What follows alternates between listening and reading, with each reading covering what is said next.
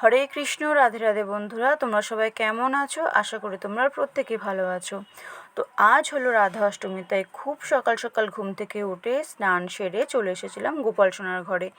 গোপু সোনাকে ঘুম থেকে তুলে স্নান করিয়ে ভোগ লাগিয়ে শুরু করে দিয়েছিলাম রান্না।